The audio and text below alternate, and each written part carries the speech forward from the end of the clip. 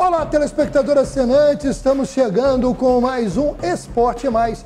No programa de hoje, ao lado do Pedro Paes, nós vamos falar sobre a final da Recopa Sul-Americana, decepção rubro-negra no Maracanã. Vamos falar dos times do Rio na Copa do Brasil, do Campeonato do Rio de Janeiro. Tem esporte nas cidades, teve os melhores do ano no esporte teresopolitano, tem o Magiense na Copa Rio Sub-16 e ainda, falando em melhores, meu amigo Pedrinho, a seleção dos melhores do mundo, Messi mais uma vez, vencedor. Tudo isso e muito mais agora aqui no nosso programa.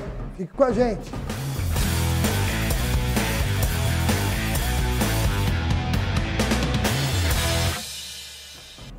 Iniciando o Esporte Mais, grande Pedro Paes. Tudo bem, meu amigo? Fala dos melhores, mas não falou do Campeonato Carioca, Vasco. Falei campeonato... não, falei do campeonato. Ganhou Lanterna 4-1, né? Tá animado, né? Ganhou?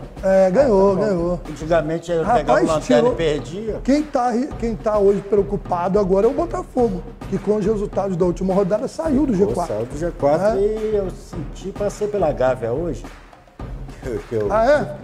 Deu uma volta, hein? Eu senti um cheirinho de batata assando, meu irmão. Né? Sabe aquele cheiro? Já aconteceu várias vezes. Eu vi alguém falando que uma determinada sogra lá em Portugal tinha dado uma piora no estado de saúde. Espero que não, né? Mas, vamos ver. Brincadeiras à parte, aí nesse ponto a gente deseja realmente que não. Mas que foi a desculpa do Vitor Pereira para dar aquela volta no Corinthians, né? Que pegou mal pra caramba, né? E ontem, quando aconteceu a derrota do Flamengo, logo um monte de meme com a cara do Vitor Pereira dizendo: minha sogra deu uma piorada. Bom, vamos falar justamente do Flamengo, né? Vamos começar falando da final da Recopa Sul-Americana. Meu amigo Pedrinho, enquanto a gente vê algumas imagens aí da partida, o que me chama a atenção no Flamengo hoje é que o Flamengo hoje parece viver exclusivamente da questão de qualidade individual dos seus jogadores. Eu não vejo o Flamengo, taticamente, coletivamente, um time organizado. Hoje, o Flamengo ainda consegue bons resultados, como quase foi campeão ontem, perdeu nos pênaltis, graças à qualidade individual, um elenco maravilhoso. Agora, falando do trabalho do treinador, embora acho que nem ele foi o grande culpado ontem, né, nessa partida, mas o trabalho dele não vem sendo bom pelo tamanho do elenco e da camisa do Flamengo. Né? Então vamos lá, isso tudo começa, né, no primeiro jogo, perdendo de 1-0, Tati, altitude, tudo, mas ninguém jogou nada. Segundo tempo foi muito ruim, como foi ontem também. Primeiro tempo, o Flamengo ontem ele botou 2 na trave. Primeiro tempo segundo tempo foi um desastre. Arrascaeta, vamos lá, o ponto. Criador, é o cara que comanda, que leva a bola, empurra, inclusive meteu, né? O gol do Flamengo no finalzinho do jogo, mas tá mal. Ele mesmo reconheceu. Desde ano da Copa, ele tem uma contusão, que ele não vai daqui, aí esfria, vai. Ele reconheceu, ele fez uma meia-culpa ontem. Agora, o time do Flamengo hoje, com os nomes que tem, é um bando. Não tem organização tática, entendeu? Joga, às vezes, num limite de algum jogador colocar alguma jogada mais relevante, mas tá mal. E é problema, continuo falando, tem algum problema interno. Porque com um time desse, o time já está treinando já por 2 meses já, né? 1 mês e meio, sei lá. 3 competições importantes, perdeu as 3, inclusive o Mundial ficou antes da final. É preocupante, vai ferver o caldeirão e vai ficar ruim para o Vitor Pereira. Né? É verdade. Bom, vale lembrar que o Flamengo fez o gol aos 51 minutos do segundo tempo, quando já caminhava para perder nos 90 minutos. Só uma questão, Maurício, também não jogou... Perdeu o título, quero dizer. Né? E também jogou com um bom time, um time organizado, sim. Porque hoje em dia o futebol está muito aproximado. Você tem grandes nomes no Flamengo, mas um time bem organizado, se fechou, saiu em contra-ataque, segundo tempo ele ainda teve alguma chance. Então vamos também dar o mérito ao Del Valle, porque... O Del Valle, eu falei isso até num programa anterior, ele não é um dos times mais populares do Equador, mas tem sido um time que cresceu muito. Há alguns anos, né? Sempre chegando. Já chegou em final de Libertadores, já foi campeão de Sul-Americana, agora ganha a Recopa. E realmente é um clube que me parece, assim, olhando de longe, pelo que a gente ouve na grande mídia, pelo que eu acompanho na internet, é um time muito organizado. Bem administrado. Né? Fora de campo e dentro de campo. Né? O jogador ali mais conhecido da gente aqui no Brasil, o Sornosa, que jogou no Fluminense, é um bom jogador, né? Jogador de seleção. É uma equipe, né? É uma equipe, é um grupo... Ao contrário do Flamengo, que tem grandes nomes, a questão individual, o Del Valle, tática, né? Exatamente, prevalece do coletivo. Bate-cabeça, né? uma lateral vai, não volta, daqui a pouco o ataque não funcionando, a criação no meio campo. Tem alguma coisa acontecendo estranha no Flamengo. Você vê que realmente alguns jogadores abaixo do que podem render, essa é a realidade. E eu vejo o Everton Ribeiro, para mim, teve uma boa atuação. O Gabigol, ele tem vindo armar jogada. Ele e o Pedro, que do final, até o final do ano passado, garam tudo, não estão se entrosando. Tá batendo temporada, pode ser o início de temporada, mas já deu tempo de dar uma esquentada. E eu acho que defensivamente o Flamengo anda muito mal. Não foi o caso de ontem que você falou aí, o Del Valle ameaçou pouco, né? Porque ele procurou se defender muito mais, mas mesmo assim, quando o Flamengo tem sido atacado, ele não tem tido a consistência de outras épocas. De qualquer maneira, acendeu, né, um alerta vermelho forte lá na Gávea e eles têm que se cuidar. E aí, domingo tem clássico. A gente vai falar sobre isso daqui a pouco.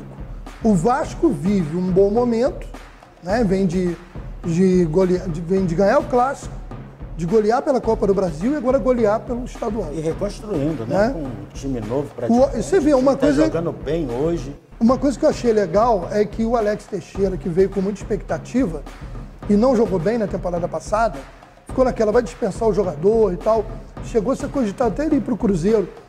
E a diretoria apostou na permanência dele e parece que está dando certo. Nos últimos jogos ele foi decisivo ao lado do Pedro Raul. Pedro Raul é aquela história do artilheiro, né? E na hora que o time encaixar, esse jogador aparece, como ele tem feito os gols. E o Vasco venceu o Boa Vista por 4-1 com uma bela atuação. O Vasco, com essa vitória, voltou ao G4 da Taça Guanabara. O jogo foi disputado na segunda-feira em São Januário. 2 gols de Pedro Raul, um do Alex Teixeira e um do Puma Rodrigues, marcando para o Vasco. E o Di Maria, que não é o da Argentina, fez o gol de honra do Boa Vista. De repente é para chamar, né? Olha, tem um parceiro teu lá. Com essa vitória, o Gigante da Colina chegou aos 17 pontos, terceira posição, botou o Botafogo para fora do G4. O Verdão de Saquarema, o Boa Vista, segue na lanterna, 2 pontos, não venceu ainda, mas ele está numa disputa muito grande com o Rezende para ver quem consegue ser o pior, né? Porque o Rezende também... Tomou uma pancadinha também. A gente vai falar, né? Copa do Brasil em casa. O Boa Vista ainda está vivo por conta do Rezende, senão o Boa Vista já estava rebaixado. E a gente vai falar da classificação, só os dois agora, um ou outro vai cair. Os outros times já escaparam pela péssima campanha que os dois realizam. Bom, o Vasco agora, meu amigo Pedrinho, se prepara para o Clássico dos Milhões, domingo, 6h10 da tarde, ou 6h10 da noite, no Maracanã. Qual é a tua expectativa agora para esse jogo? Eu acho que a pressão está toda do lado do Flamengo, né? Tá tudo dando errado, vai ter que jogar, vai ter que se organizar. E o Vasco esperar, fazer um jogo também consciente que não vai jogar, não é o Boa Vista. Né? E o Flamengo vem fervendo. Então, se souber jogar, vai dar trabalho para o Flamengo também. Eu acho que você falou, não adianta querer jogar de igual para igual com o Flamengo. E jogar pressão toda no Flamengo. Você tem que ser reativo. Não é nem pelo campeonato, que o Flamengo está bem no campeonato carioca, mas pelo histórico agora desse mês, não, e o jogo, tá toda na Gávea. Por ser o clássico contra o Vasco, e depois de 3 perdas de título, o Flamengo vai dar uma importância a esse clássico muito grande. Gigante, né? Gigante. Ele ganhou uma dimensão. Se o Flamengo é campeão nesta terça-feira, o jogo teria muito menos peso, impacto do que vai ter agora. E outra coisa, o Vasco tem que saber jogar esse jogo. Não pode sair, entendeu? Tem que prender, saber jogar, tocar a bola, gastar o tempo, porque vai jogar com o time mordido, na pressão, e vai ser muito difícil. É verdade. Bom, lembrando que ainda, né, nessa rodada complementando a rodada do Campeonato Estadual, nós tivemos na segunda-feira o Audax Rio virando sobre o Madureira, lá no estádio Jair Toscano, em Angra dos Reis. O Cavallini fez 1-0 para o Madureira, o Pablo Tomás, 2 vezes sendo uma de pênalti, e o Emerson Russo viraram o placar para o time lá da Costa Verde, que subiu para a 6ª posição com 12 pontos ganhos. O Madureira estacionou com 9 pontos na nona colocação, mas como eu disse, não tem mais perigo nenhum. Vamos até conferir a classificação, que é o seguinte: nós temos os 4 que avançam para a semifinal, do primeiro ao quarto. Do 5º ao 8º disputam a Taça Rio, que antigamente era o segundo turno, agora virou um torneio, ela não foi extinta, ela virou um prêmio, um torneio de consolação. Para os times pequenos é importante. Geralmente, né? Mas se entra Mas, por exemplo, o Botafogo hoje estaria na Taça Rio. Né? É chato, né? E aí tem 4 que são, um que vai cair, 3 que ficam meio que no limbo. Não caem, mas também não vão disputar mais nada. Então vamos lá. Hoje o G4, Flamengo 23 pontos, Fluminense 19, Vasco 17, Volta Redonda 16. Aí o seguinte, o Botafogo é o 5º colocado com os mesmos 16 pontos. Mas o Volta Redonda tem um saldo de gols melhor, porque o Volta Redonda goleou o Bangu na última rodada por 4-0. O Audax é o 6º colocado com 12, o Bangu também tem 12 e o Nova Iguaçu 10. Seriam hoje os times da Taça Rio. O Madureira e a Portuguesa hoje não iriam para a Taça Rio, mas não tem risco de rebaixamento por 9 pontos. E aí brigam para não cair o Resende com 4 pontos e o Boa Vista com 2. Vamos aos próximos jogos do estadual. Nesta sexta-feira tem Portuguesa e Audax, 3h30 da tarde na Ilha. Sábado, aí jogo importante, porque principalmente para o Volta Redonda, né, que pode se consolidar no G4, pega o Madureira. O que o Madureira ainda almeja? Disputar a Taça Rio. Então não é um jogo morto, é um jogo que tem algo mas o ainda... Volta Redonda tem tudo para ganhar esse jogo, né? Que eu tenho acredito que sim. Madureira. Bangu e Fluminense, 4 da tarde lá em Brasília. Aí é um jogo para o Fluminense sacramentar a sua posição e quem sabe até brigar para terminar na liderança, que vai secar o Flamengo depois no Clássico. Boa Vista, Nova Iguaçu, jogo do desespero para o Boa Vista, que se o Boa Vista não vencer, ele ainda vai ter chance dependendo do Resende, mesmo que ele não ganhe, para ver como é que está essa briga. Agora, se ele ganha, ele sai da lanterna e empurra o Resende para a lanterna. E domingo, aí vamos para os jogos de domingo. O Resende pega o Botafogo lá no Espírito Santo. Eu acredito que o Botafogo vai ganhar do Resende. Precisando dos né? pontos. Precisando para entrar no G4. Com o jogo do Volta Redonda no dia anterior. Exato. Já sabendo do Volta Redonda se ganhou. Se o Volta Redonda ganhar ou empatar, o Botafogo precisa ganhar. Com certeza. Então acho que a coisa vai ficar estreita para o Resende. O Boa Vista tem uma chance de ouro para tentar escapar.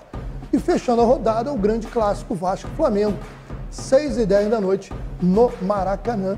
Jogão de bola. Creio que todo esse momento do Vasco e do Flamengo vai dar aí um potencial maior aí de interesse para essa partida. Com muita paz, né? Jogão e com muita paz, que deve lotar o Maracanã. Ah, sim. Com certeza, um jogo. Eu acredito que pode até bater o recorde de ontem, que foi o recorde dos últimos anos, mas com o momento do Vasco, a torcida do Vasco outra coisa, Maurício, se vende muita ideia que o grande clássico do Carioca hoje, por causa do Vasco, com todas as dificuldades que passou, é Fla-Flu, e não é.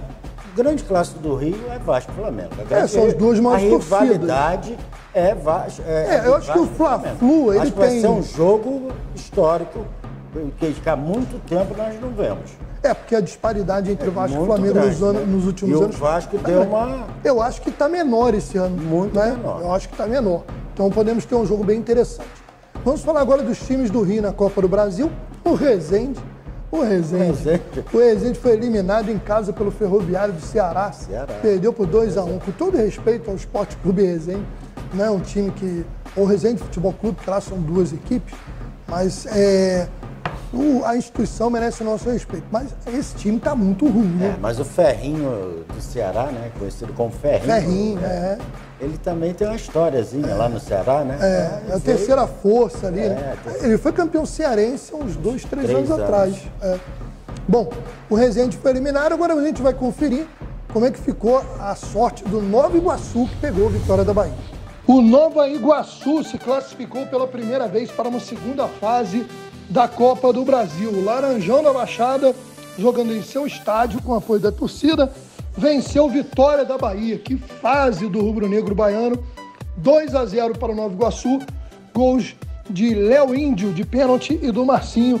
O Nova Iguaçu agora pega o Nova Mutum do Mato Grosso. E ainda falando de Copa do Brasil, o Botafogo tem um jogo importantíssimo. Por quê? Os jogos da Copa do Brasil são eliminatórios e é um jogo só. Ele vai pegar o Sergipe lá em Aracaju. A gente sabe como é que... Joga fora, mas tem a vitória e o empate. Exatamente, o empate é do Botafogo. Não pode ter uma eliminação, seria desastroso. Não tem, né? Como, né? A gente acredita que o Botafogo é franco favorito, Sergipe não é... Mesmo jogando mal, tem que chegar lá, empatar ou ganhar. Agora, a dificuldade de jogar num lugar que vai ter estádio lotado, porque a torcida de lá fica ansiando por ter um jogo contra um clube grande e tal. Rio, né? E tem viagem, tem tudo. Inclusive, eu li uma matéria hoje que do Grêmio, o Luizito Soares, ele vai começar a conhecer o Brasil agora, vai jogar em Brasília, né? O Grêmio, ele conhece já o Rio Grande do Sul, que é do tamanho mais ou menos do país que ele lá vem. Do Uruguai. Agora ele vai conhecer o Brasil, ele vai começar o turismo. Como é grande esse país continental. Agora, eu acredito que o Botafogo torce para isso, porque o Botafogo está nessa reconstrução com a SAF e seria muito importante seguir na Copa do Brasil, né?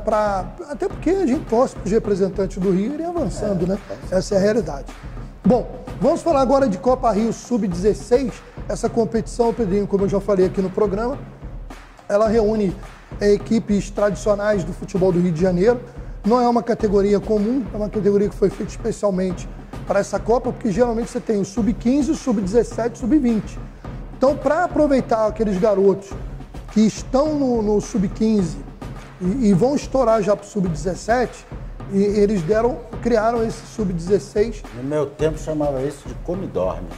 Era o famoso come-dorme. É porque na época que você jogava bola tinha dente de leite. Não, você era da época do dente de leite. Dente de leite. E tinha no futebol eu sou da época do infantil. Anterior ao meu tempo, o aspirante, que era o pessoal que não jogava, misturando, tinha idade.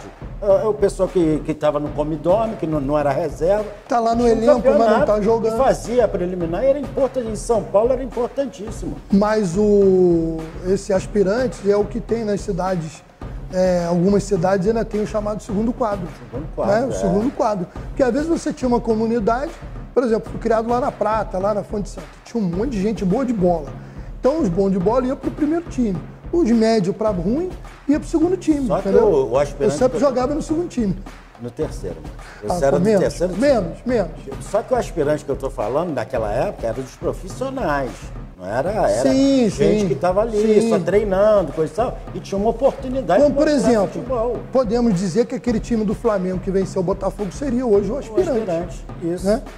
Bom, o Magiense estreou perdendo para Cabo Friense por 3-1. Tenta a reabilitação nesse domingo, às 15 horas, lá no campo do Esporte Clube Pau Grande, enfrentando a equipe do São Gonçalo Niterói. Boa sorte para o Magiense, do nosso querido amigo presidente Cinho, grande lutador, tá sem apoio, mas está brigando aí. Parabéns ao Cinho mais uma vez. Vamos falar do esporte em Teresópolis. A gente tem um VT que fala aí os premiados no prêmio Melhores do Esporte Teresópolis 2022. A entrega foi realizada essa semana lá no Império do Chopp, no bairro da Hermitage, e nós vamos trazer aí esse vídeo com os vencedores. A votação foi popular, foi através da internet, então tem no vídeo o percentual que cada jogador conseguiu, ou o jogador, ou o treinador, né?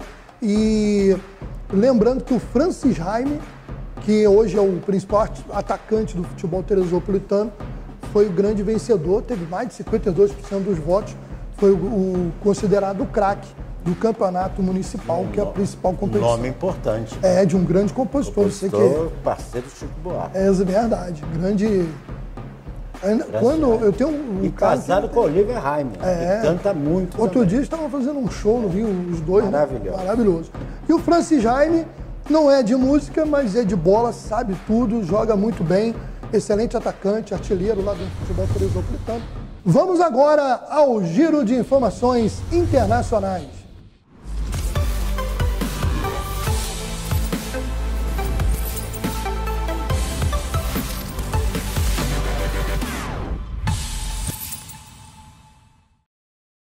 amigo Pedrinho, nessa segunda-feira, o FIFA The Best consagrou os melhores do futebol em 2022.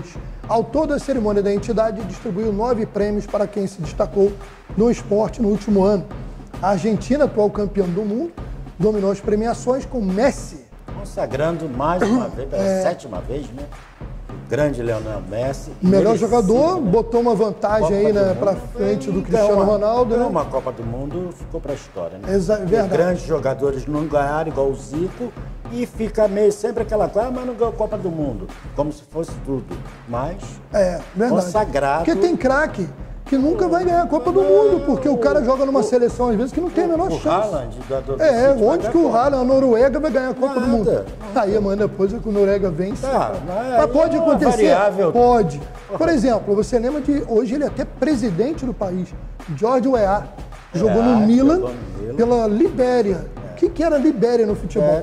Nunca nem chegou na Copa. O George Weah foi... Eusébio, no tempo que Portugal não tinha nada, era quase um Pelé, Cruyff. E aí vai, mas só que lá na Europa eles são valorizados. Aqui no Brasil, é que eu falo, se torce para vitória só. Agora, tem uma coisa, não vale nada. Antes de eu falar os outros premiados, houve uma reclamação e deixou o pessoal do Real Madrid muito irritado. Por quê?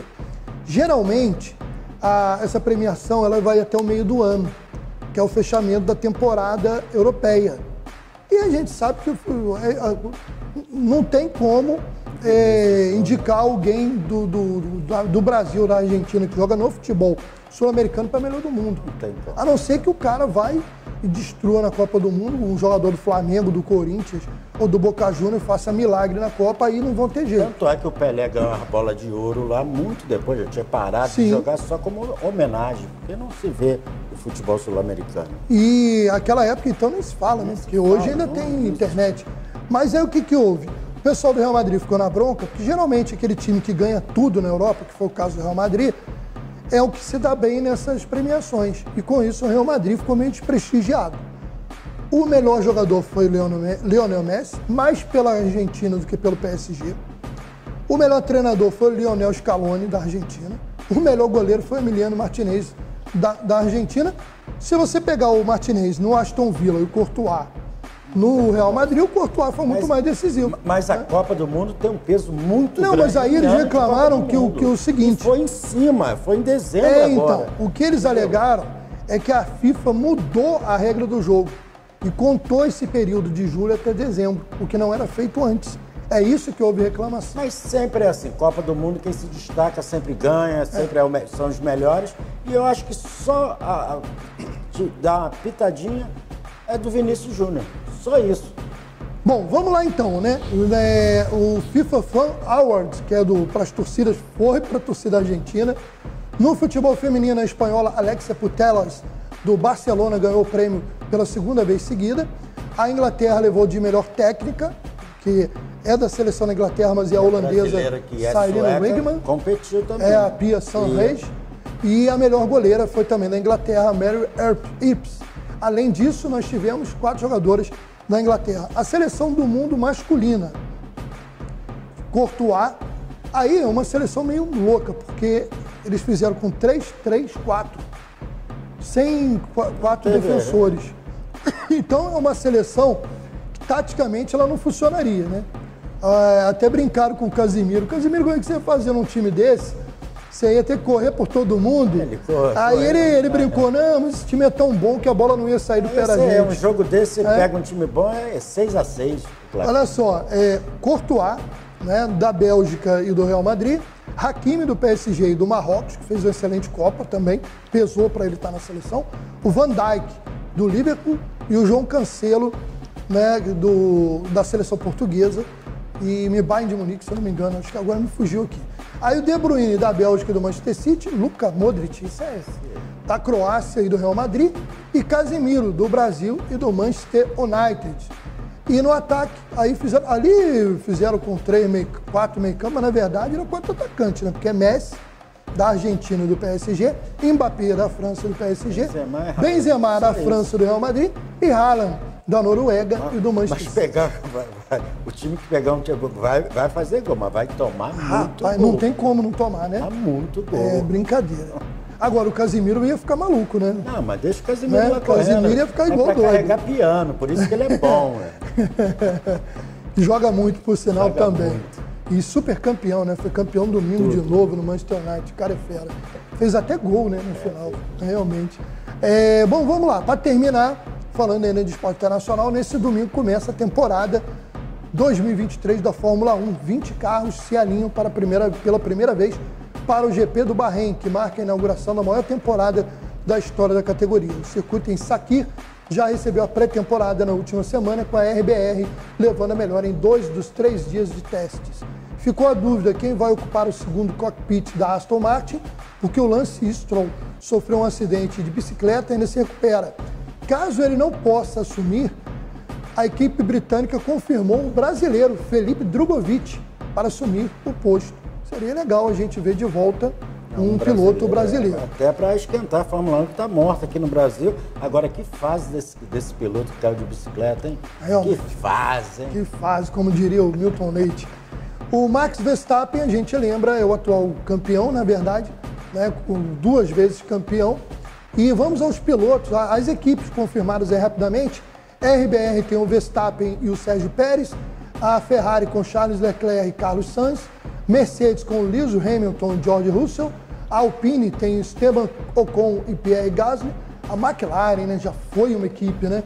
Lando Norris e Oscar Piastri, a Alfa Romeo do Valtteri Bottas e do Guan Yu Zhou, Aston Martin só tem o Fernando Alonso, a Haas com o Kevin Magnussen e o Nico Hülkenberg, a AlphaTauri com o Yuri Tsunoda e o Nick De Vries, e fechando também uma escuderia que a gente tem um carinho enorme, porque, né, pelo nosso Ayrton Senna, a Williams, do Alex Albon e do Logan Sargent. Ainda bem que eu tenho você, Maurício, que isso aí eu não ia falar. Mas eu não sei se eu pronunciei tudo certo, não. Mas como eu não sou... Mas pronunciou, eu não... Como eu não sou o Sérgio Maurício lá da Band, eu posso até errar. O Sérgio Maurício, meu quase xará, homenageado no cartódromo de Guapimirim, inclusive. Tem uma história dele, ele estava indo no Sport TV, ele falou do campo do Centenário lá no Uruguai, né? Que fez 100 anos, você sabe dessa história, né? Passou uma vergonha lá.